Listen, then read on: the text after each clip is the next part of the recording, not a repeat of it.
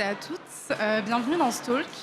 Aujourd'hui, on va discuter d'un sujet qui concerne autant les artistes que les médias, en posant la question suivante: comment artistes et médias collaborent aujourd'hui? Donc moi, je suis Leïla Gheddaïfi, je suis co-rédactrice en chef du magazine papier Views.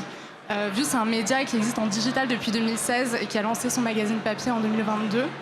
Et aujourd'hui, c'est typiquement ce qu'on appelle un nouveau média, à savoir un média qui s'est créé en ligne et qui a développé donc une communauté et ses propres contenus.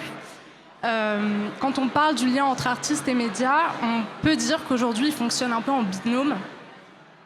Aujourd'hui, les artistes n'ont plus vraiment besoin des médias pour exister, mais ils peuvent s'en servir pour donner du contexte et pour donner aussi, peut-être pour donner un peu plus de sens à une histoire plus large. Et quant à eux, les médias s'appuient sur les artistes pour rester plus pertinents, pour renouveler leur direction artistique et raconter quelque chose qui touche vraiment. Donc on n'est plus dans un rapport vertical. Aujourd'hui, l'image, elle se construit ensemble.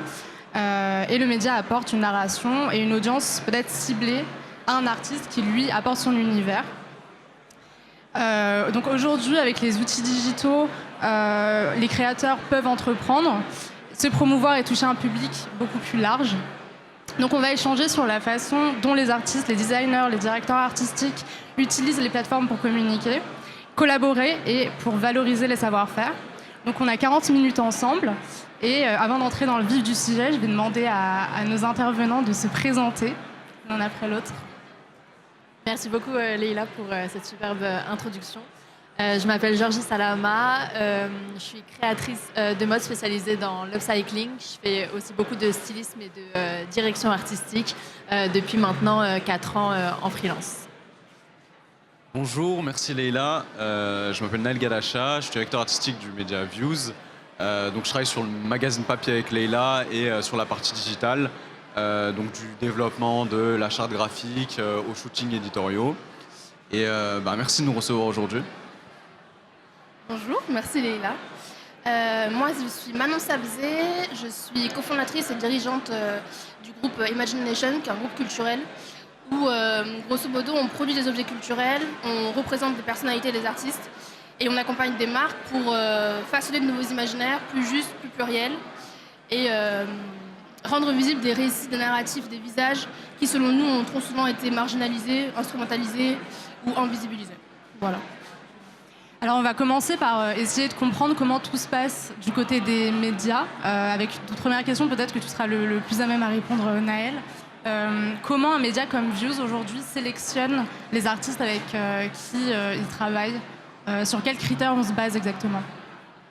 Nos jours, dans la variété d'artistes qu'on a, nous, ça va surtout être un travail de curation. On va beaucoup chercher, voir ce qui se fait, les nouveaux, les jeunes. Et ce qu'on va surtout chercher, je pense, c'est la différence chez chacun. Avoir vraiment la singularité dans chaque artiste.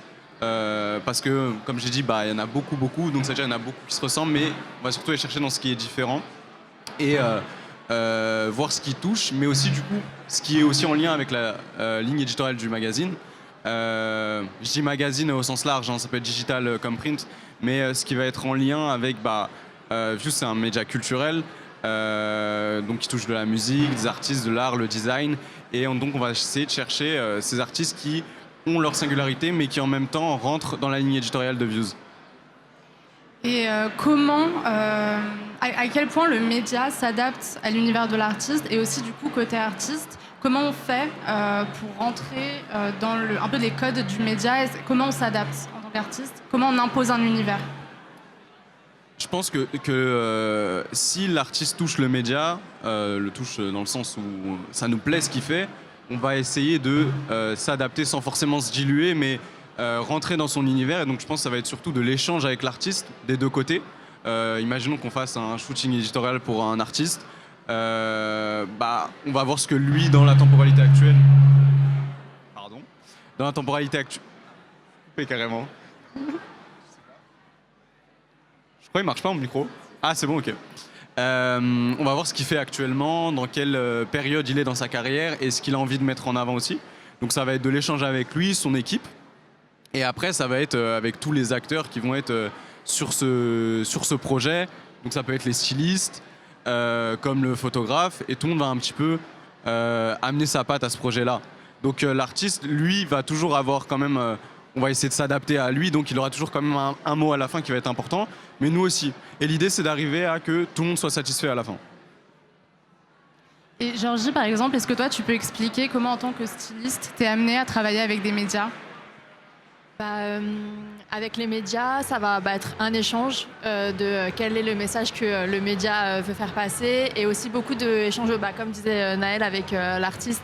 C'est hyper important qu'on respecte l'image que l'artiste essaie de se construire, parce qu'il y a beaucoup de réflexions autour de ça, donc on ne peut pas dénaturer et imposer aussi son propre stylisme aux artistes, et surtout quand on travaille avec des femmes.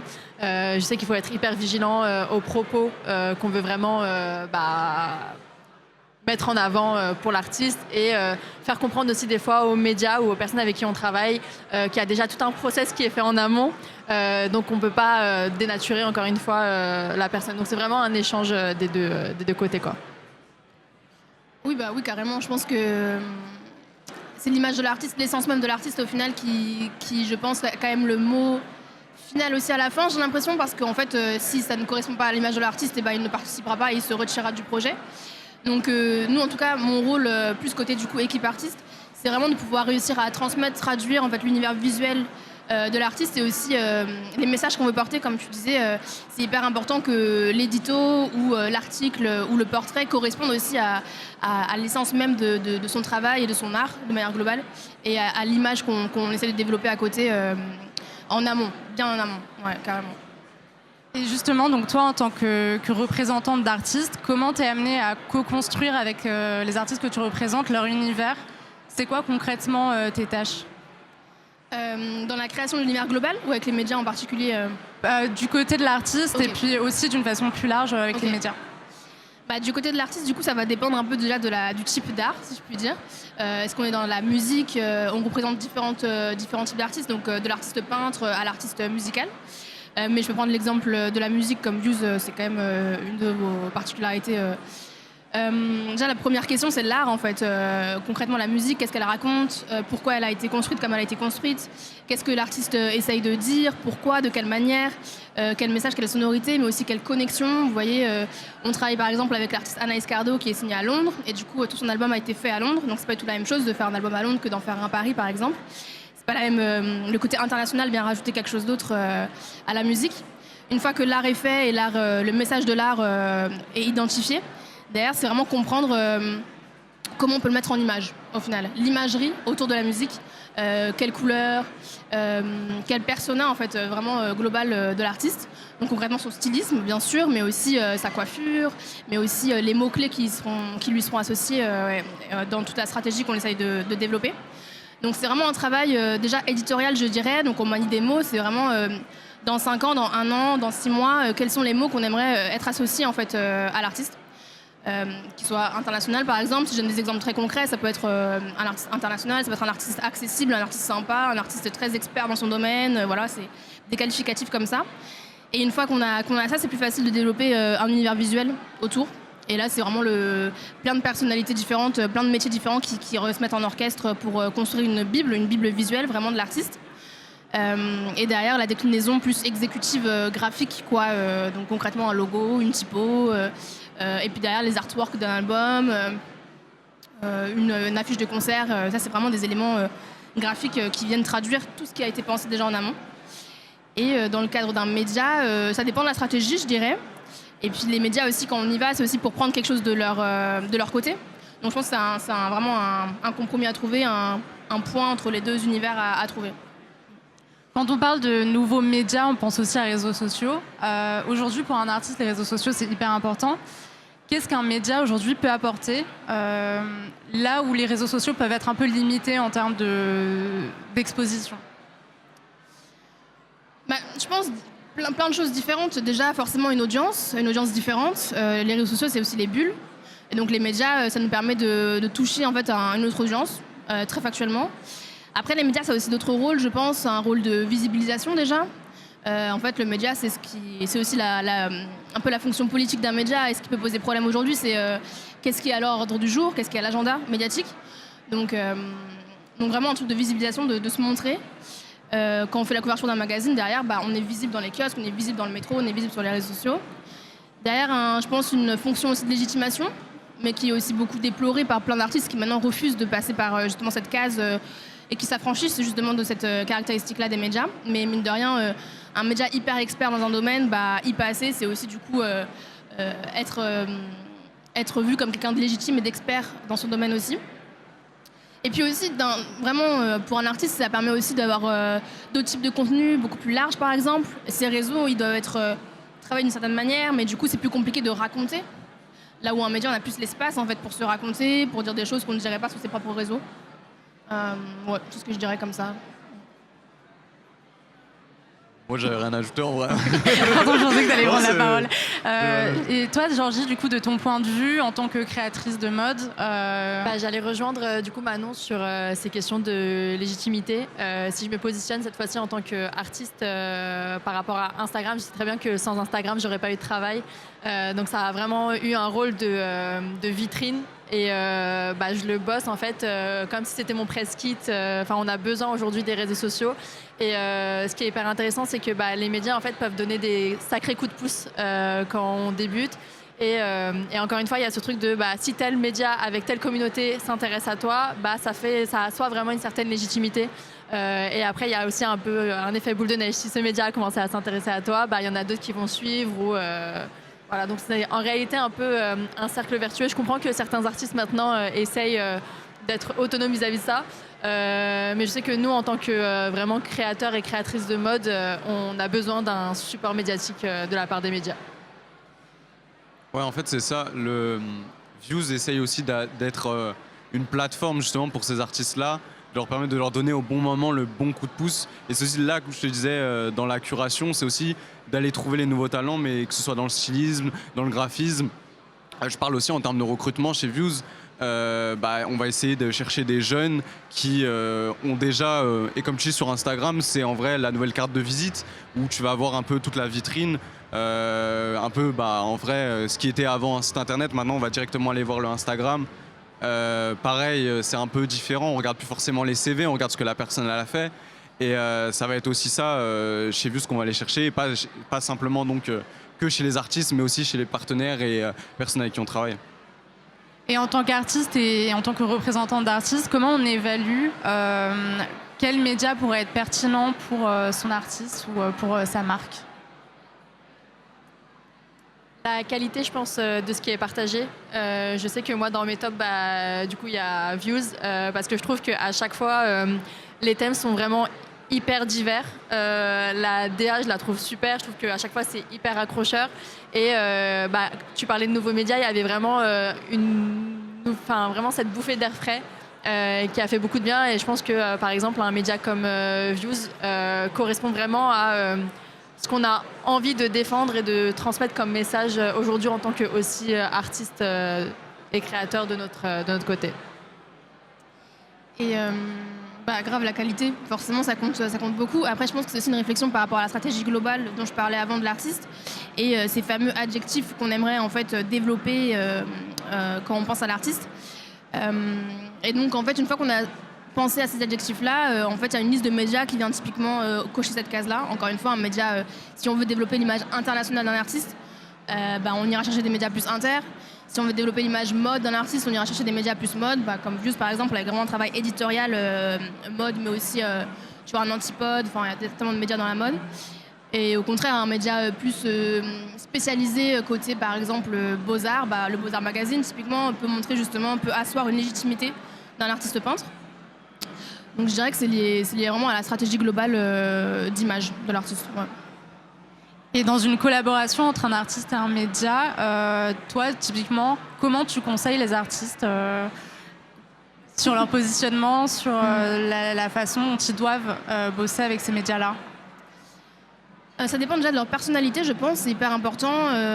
Tout le monde n'est pas forcément à l'aise avec l'exposition médiatique et puis avec certains exercices. Avoir un portrait dans Le Monde, c'est pas la même chose que de faire une interview filmée ou que de faire un shoot édito dans Views. Donc déjà, faut bien comprendre ce que l'artiste aime et aime moins. Derrière, il y a vraiment du média training, en vrai, où on réfléchit, on traduit vraiment l'art et le message de l'artiste en des mots clairs, simples, que l'artiste peut derrière se réapproprier et pouvoir délivrer de manière claire aux médias. Et derrière, pour moi, c'est plutôt un travail déjà sur l'art en tant que tel et sur l'artiste en tant que tel. Pour moi, une fois qu'on crée de la valeur et qu'on est très fort et qu'on a une essence très singulière et qu'on propose quelque chose, pour moi, derrière, ça suit.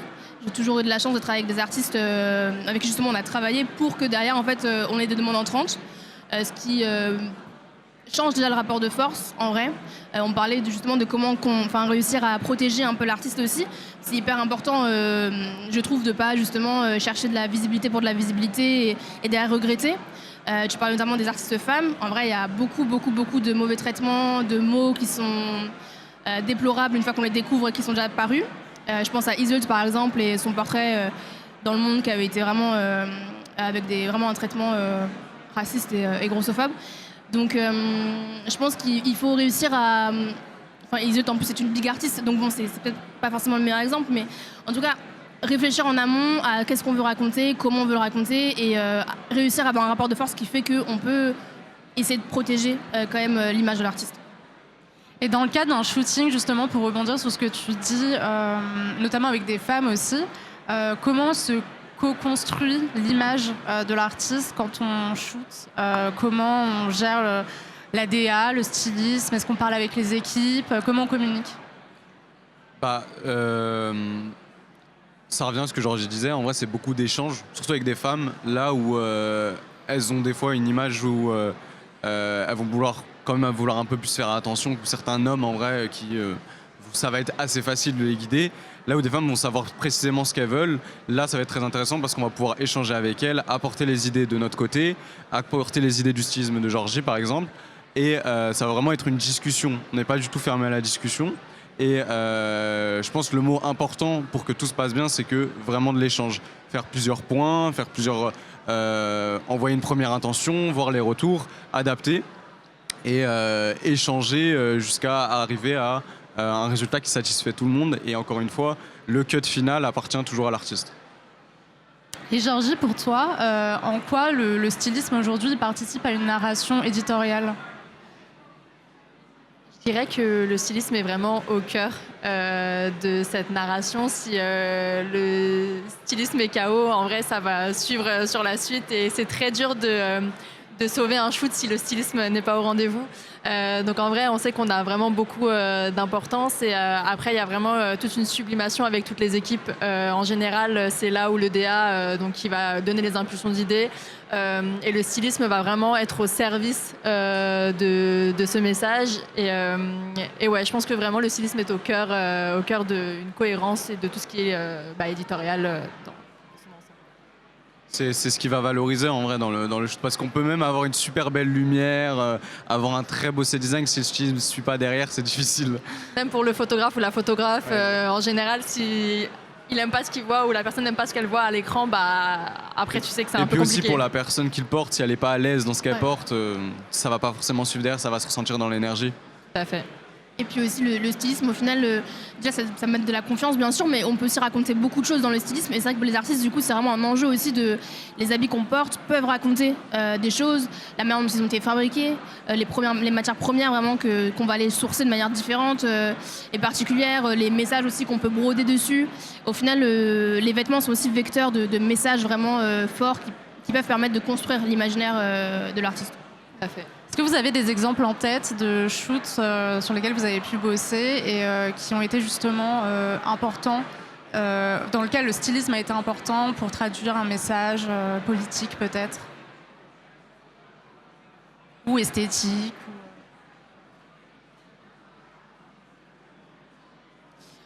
ou dans le cadre d'une promotion? En fait, là, actuellement, je bosse sur Demain, je vais à Berlin tourner un Colors, voilà. Donc, je suis en plein dans du stylisme. Donc, si on galère à trouver un exemple, je peux sortir celui-ci.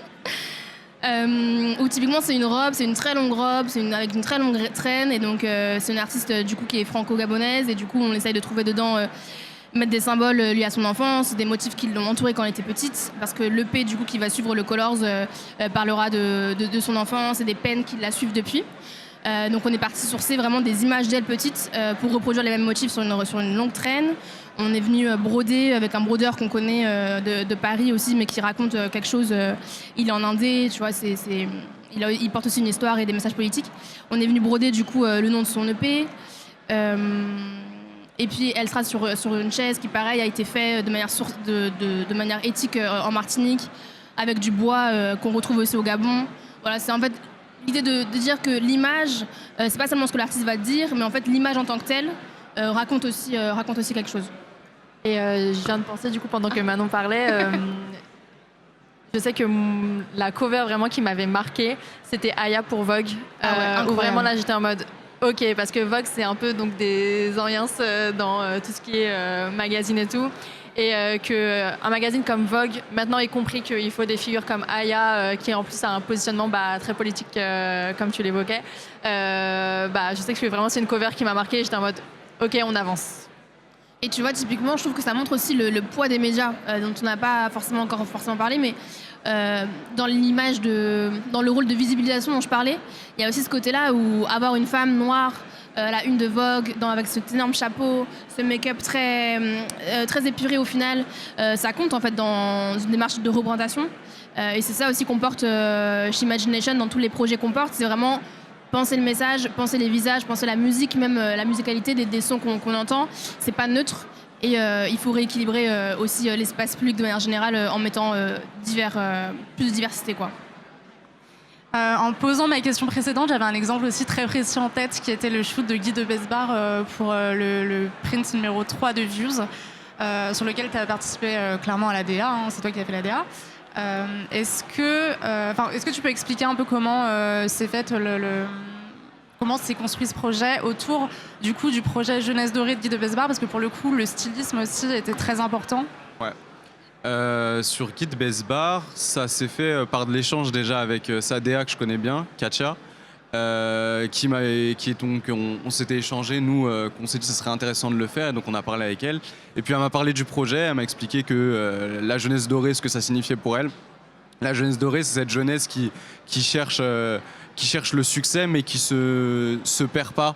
Et l'idée, c'était du coup par ce stylisme très brillant, très doré, et mettre en avant Guy de Besbar, qui reviendrait un petit peu dans sa maison familiale et qui reviendrait chez sa mère après toute sa réussite et tous ses disques d'or. Donc l'idée c'était vraiment ça, et donc on l'a vraiment habillé. Ça a aussi été de l'échange avec lui de ce qu'il voulait faire, parce qu'il était dans une période où il voulait un peu changer son image, et là on le voit où il a quand même bien réussi à se détacher de son image qu'il avait avant, et du coup il nous a exprimé ce qu'il aimerait, et donc on a essayé de traduire ça avec Helvetico et Iris. Helvetico Sinbold qui est Johan, qui est un styliste, et avec Iris, donc on a essayé vraiment de traduire cette idée-là de jeunesse dorée via ce shooting. Et donc là, c'est un exemple parfait d'identité visuelle très affirmée pour le coup. Donc du coup, pour un artiste, à quel point c'est important aujourd'hui d'avoir son identité visuelle et d'avoir un vrai univers artistique? C'est vraiment ce qui va faire que l'artiste va se démarquer, comme l'évoquait Naël, et je pense que Manon le voit aussi. Maintenant, il y a énormément d'artistes de marché et plus que saturé, et c'est son identité visuelle qui va venir faire la différence aujourd'hui. Après, il y a toujours des contre-exemples, il y a toujours des personnes qui ne s'intéressent pas forcément à leur propre image et qui vont réussir à percer, et c'est génial qu'on ait encore des exemples comme ça aujourd'hui. Mais ne serait-ce que pour avoir une image complète, maintenant quand tu développes un artiste, tu vas forcément penser à son stylisme parce que tu veux que les grosses marques qu'on a en France s'intéressent à eux. Donc en fait, c'est vraiment un développement 360, et ne serait-ce que pour la longévité d'une carrière, pardon. Je pense qu'au bout d'un moment, c'est très compliqué pour un artiste de pouvoir faire de la musique sur 10, 15, 20 ans, et avoir du coup cet aspect mode, par exemple, peut assurer un plan B, ou en tout cas permet à ces personnes-là d'avoir une suite après, quoi. Oui, je te rejoins, c'est hyper important. Je pense que même pour l'artiste, ça lui permet de s'exprimer en fait, en dehors de son art. Tu vois, il y a un truc où la musique c'est cool, mais parfois dans la musique tu peux pas forcément tout dire. tu veux pas forcément répondre aussi. Et donc finalement, l'image à côté, tu vois, je pense à des artistes comme Riles qui sont très visuels. Il a produit des énormes clips très tôt dans sa carrière en investissant dans sa musique et dans ses clips. Parce qu'il y a vraiment ce côté-là aussi très visuel qu'il avait en fait quand il compose, quand il fait de la musique. Il y a aussi directement une idée de visuel. Et même aujourd'hui, du coup, Riles qu'on accompagne aussi, dans toutes ses performances artistiques, la dernière qu'il a faite là, autour de la réédition de son album Survival Mode, avec la main rouge, l'image est genre au cœur même de la réflexion, tu vois. C'est vraiment quelle couleur, pourquoi, quel geste, et derrière comment on met en image, donc comment on filme ça, avec quelle esthétique, tu vois, après c'est plein de métiers, hein, quel étalot, quel plan, quelle caméra. Mais ouais, hyper important aujourd'hui. Et aussi pour émerger, bien sûr, là où l'attention aujourd'hui est totalement... l'espace est saturé, quoi. Et je pense à Théodora aussi, qui, je trouve, maîtrise hyper bien cet aspect-là et qui, grâce à son style, va beaucoup inspirer toute une génération de femmes. Là, très récemment, j'ai été touchée par son interview avec Lena Mafouf sur le Ghana Place, où évidemment, c'est une femme noire et évidemment, on va pointer du doigt son corps et toutes les modifications que son corps peut avoir. Et quand elle est là et qu'elle dit, mais en fait... les gens me disent que j'ai grossi, je vais leur montrer que j'ai encore plus grossi que ce qu'ils pensent et je vais mettre encore plus de crop top et tout ça. Je trouve qu'il y a cet aspect hyper revendicateur dont on a besoin nous aussi aujourd'hui, quoi. Complètement. Et de ton point de vue à toi en tant qu'artiste et créatrice de mode, je sais que tu mets beaucoup aussi en avant tes collections, tes pièces et que tu as une direction artistique qui est très assumée. Comment ça t'est venu ? Comment tu la travailles cette DA ? Est-ce que tu es toute seule ? Est-ce que tu as une équipe ? Parce que du coup tu as ce qu'on pourrait appeler des lookbooks ou des campagnes. Très tôt, j'ai eu envie de faire mes propres shoots. C'était un exercice qui me plaisait énormément. Et un peu, je pense, dans la continuité de tous les magazines de mode que je me suis bouffée quand j'étais petite, j'ai vraiment cet amour pour l'éditorial et pour élever un petit peu nos créations, leur apporter un univers qui est complet. Après, c'est un investissement. Je pense que comme Riles, c'est vraiment un choix aujourd'hui de mettre 1000, 2000, 3000 euros dans des projets perso. Surtout que la réalité des réseaux sociaux, c'est que c'est pas ça qui va fonctionner. On est dans une ère où il faut du viral, faut le truc un peu facile à faire et qui va du coup devenir très viral très vite. Et les shootings, du coup, demandent beaucoup d'investissement financier. Mais c'est un exercice, je trouve, qui en vaut encore la peine, aujourd'hui, quoi. Souvent, pour un artiste, collaborer avec un média, ça signifie aussi faire des concessions sur la rémunération. Parce que souvent, quand on collabore avec un média, il y a aussi cette question donc, de collaboration et de visibilité, où on place la limite entre visibilité et rémunération ou travail gratuit. Alors, pour le coup, de mon côté, la question se pose, je pense, dans d'autres sens, mais je pense que pour toi, c'est encore autre chose. Vraiment, quand on parle de relations médias, donc de RP, pour le coup, c'est non monétaire. Il n'y a pas de trafic, de transactions financières. Donc, c'est vraiment quelque chose autour de la visibilité, de l'intérêt du côté du média, de bénéficier de l'artiste, en fait, d'avoir l'artiste dans son média, et du côté de l'artiste, de bénéficier de l'audience, ou encore une fois, du pouvoir de légitimation, de visibilisation du média. Mais pour le coup, il n'y a pas de transaction financière. Et après, c'est vrai que de plus en plus se développe aujourd'hui, notamment dans le rap français, cette industrie, du marketing, en fait, du marketing d'influence et du marketing médiatique. Mais c'est très dangereux de parler, je pense, de ces termes-là parce que on a quand même la presse qui doit rester forte et qui doit avoir un pouvoir éditorial, en fait, aussi de mise en avant. Mais en effet, ça existe, bien sûr, de pouvoir payer pour des collaborations, dans ce cas, rémunérées et qui doivent être affichées comme telles sur les réseaux des médias concernés. Pour le coup, ouais, c'est pas forcément évident. Je pense que quand on est en début de carrière, qu'on est au tout début, on va tendance à accepter énormément de collaborations non rémunérées parce qu'on veut se faire connaître, on veut gagner en visibilité. Mais pour le coup, on ne sert pas forcément notre profession parce qu'en acceptant la gratuité, on la dévalorise énormément. Et ça rejoint ce qu'on disait aussi un peu au début quand on est en freelance, notre carte de visite, c'est Instagram, c'est pas nos CV, c'est pas nos diplômes, c'est pas notre LinkedIn. Donc c'est très important de garder aussi la valeur de notre formation et on peut pas accepter la gratuité non plus à tout va. Et là, récemment, par exemple, il y a un artiste que j'adore, genre c'est mon GOAT, je voulais vraiment l'habiller. Mais j'avais pas le droit de faire de post. Donc je prêtais mes pièces gratuitement. L'artiste ne me taguait pas. Et en plus de ça, j'avais pas le droit de faire un post parce que je pouvais pas bénéficier de la visibilité de l'artiste ou je ne sais quoi. Et une des premières fois où vraiment je me suis imposée et j'ai dit si je peux pas faire de post, l'artiste n'aura pas mes pièces. Donc en fait, il faut savoir aussi avoir un minimum de self-esteem et un peu de dignité et ne plus continuer d'accepter. Parce que si on continue de tous accepter ce genre de conditions, on va jamais réussir à imposer nos droits en tant qu'artiste d'une certaine manière, quoi. On s'éloigne un petit peu de la question des médias traditionnels, mais si on veut parler aussi de nouveaux médias en prenant en compte TikTok et Instagram, qui pour le coup en sont aussi. Toi, Naël, t'es graphiste aussi, au-delà de tout ce que tu fais pour Views. Tu as aussi collaboré sur des pochettes d'albums, etc. Est-ce que tu peux raconter un petit peu ton expérience en tant qu'entrepreneur dans ce milieu-là ? En tant qu'entrepreneur dans ce milieu-là, en vrai, je vais revenir à Georgie parce que moi, au début, je travaillais vraiment gratuitement.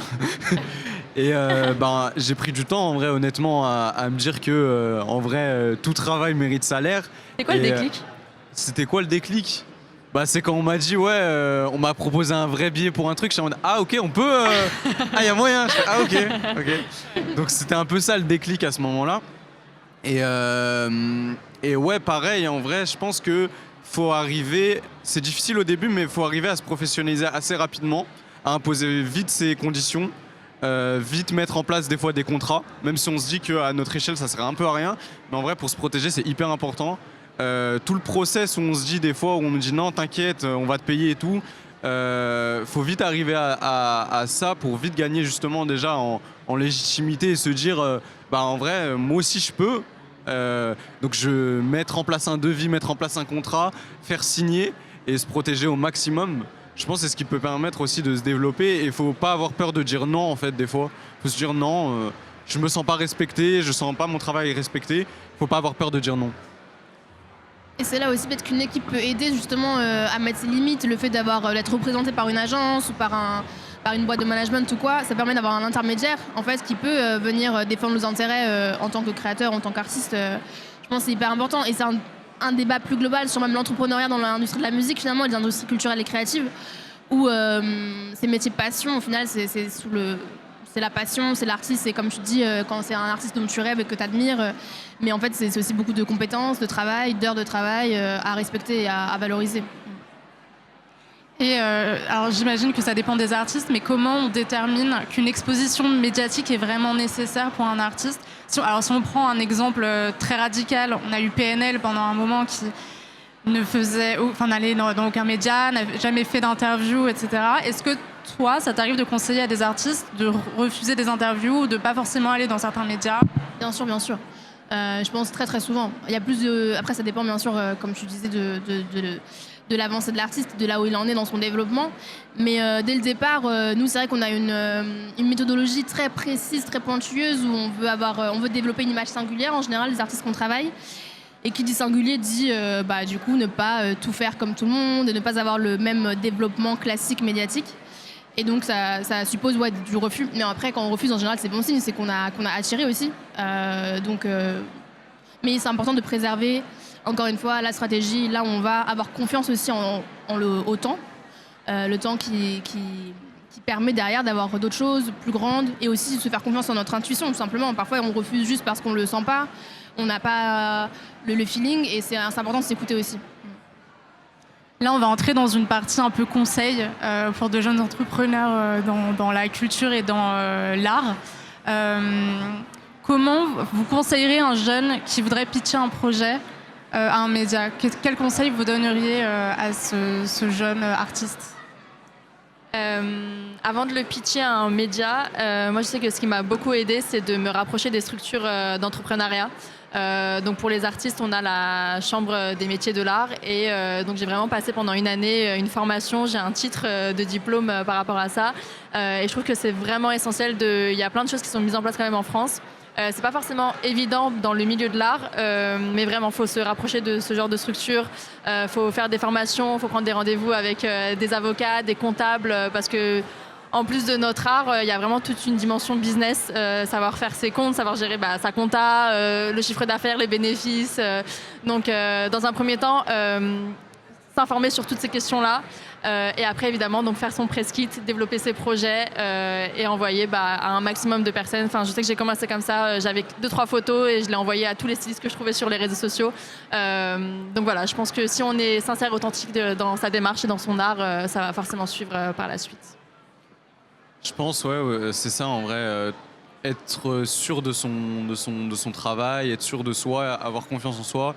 Et après, une fois qu'on est prêt, qu'on a tout travaillé au maximum, aller chercher directement, pas hésiter à contacter, à se rendre à ce genre d'événement aussi comme on est aujourd'hui et aller échanger avec les gens, se mettre en avant. Et même si c'est un exercice qui est difficile pour certaines personnes, prendre le temps de faire ça et de parler de soi, de ses projets et de se valoriser et sans jamais se dénigrer, je pense. Je rejoins carrément ce qui a été dit. Je pense que c'est aussi un sujet de travailler son art, travailler son karaté, être sûr de soi, travailler aussi son stratégie, savoir ce qu'on veut dire, comment on veut le dire. Et après, derrière, du coup, aller toquer à la porte des bonnes personnes, des bons médias. Je pense qu'il y a aussi une image, quand on débute, j'imagine, de voir que les gros. Views, aujourd'hui, c'est un énorme média avec une énorme plateforme. Mais il y a aussi des plus petits médias qui existent et qui peut-être nous parlent plus, qui parleront plus aussi à notre vraie audience, vraiment la fanbase. Donc, ne pas se fermer les portes aussi à des plus petits médias. Et donc ça suit un peu ce que vous avez dit, mais comment on négocie au début quand on arrive dans ce milieu-là, sur ce marché, que ce soit avec des marques, que ce soit avec des médias? On négocie pas. En vrai, je me rappelle que mon tout premier contrat marque, j'avais gagné 3 000 € alors qu'un contrat comme ça valait 15 000. Donc malheureusement, c'est un peu les casseroles du début et c'est l'expérience qui va rentrer en ligne de compte et le réseau qu'on va se créer au fur et à mesure. Je sais que maintenant, 4 ans après, je suis assez bien entourée et j'ai vraiment des personnes de confiance avec qui je peux échanger et dire écoute, moi j'ai gagné tant sur ce projet, est-ce que toi tu as eu des projets similaires? Et du coup on va un peu échanger de non, normalement sur ce type de projet là tu peux te demander autant. Donc je pense que nous de notre côté il y a vraiment une transparence à avoir sur toutes ces questions d'argent et de réussir à dire du stylisme, non c'est pas ok que tu sois payé 100 € la journée, c'est minimum 500, etc. Mais il faut vraiment que les langues se délient quoi. Ouais, je pense que c'est intéressant d'échanger avec les autres parce qu'au début, on ne connaît pas du tout, on ne sait pas on a du mal à mettre un prix sur notre valeur. En vrai.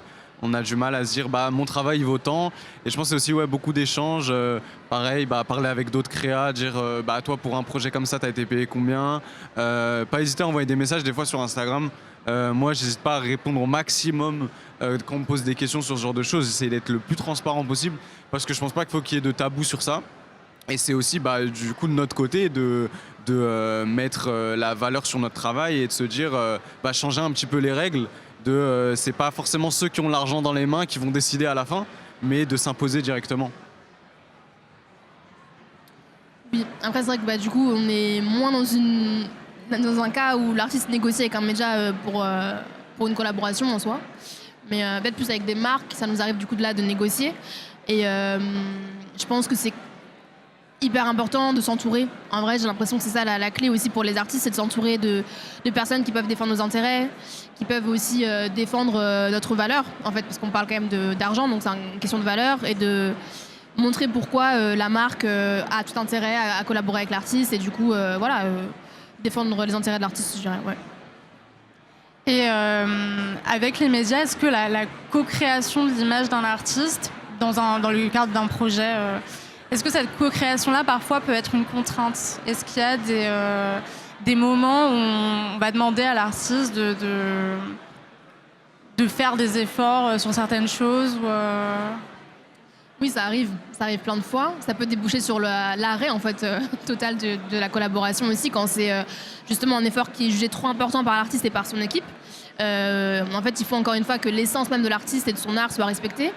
Je pense que c'est le plus important de préserver ça et de protéger ça. Après, il peut aussi y avoir un compromis à trouver. L'artiste, forcément, en allant dans un média, c'est une plateforme différente avec ses propres codes, c'est aussi son esthétique. Et donc, on y va aussi quelque part pour ça. Je pense à des shoots édito comme Théodora peut en faire.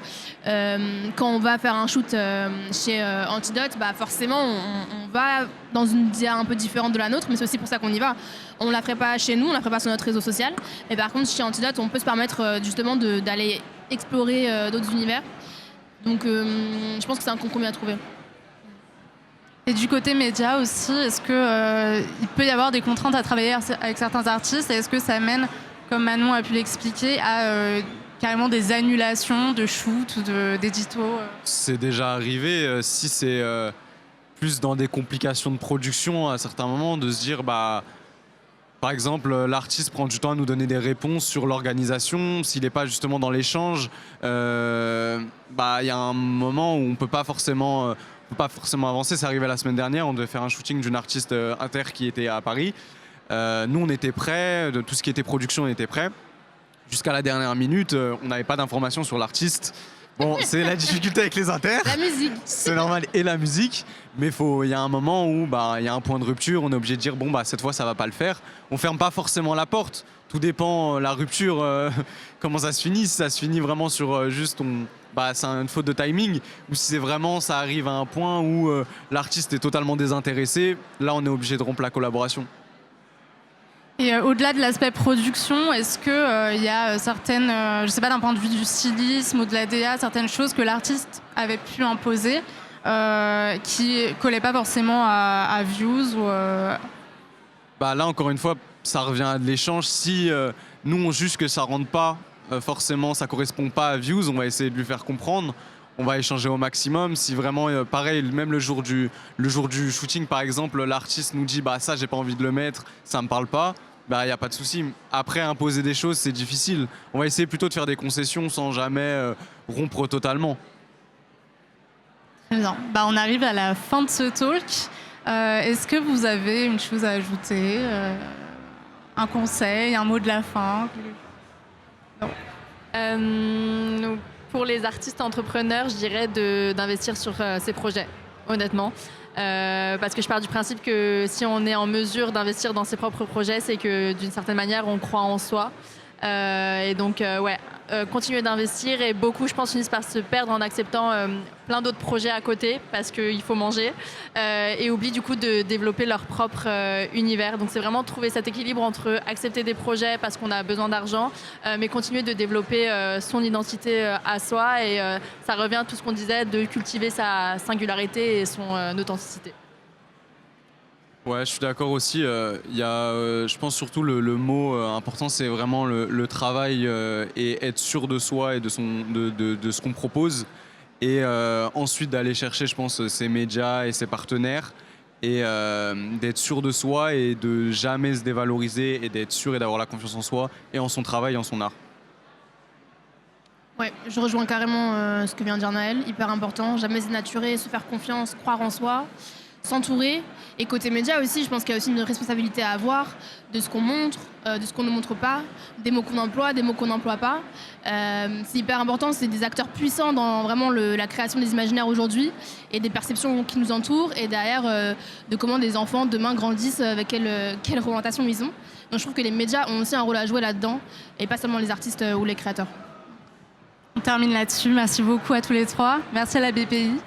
Merci. Et merci à toi, Leïla. Merci.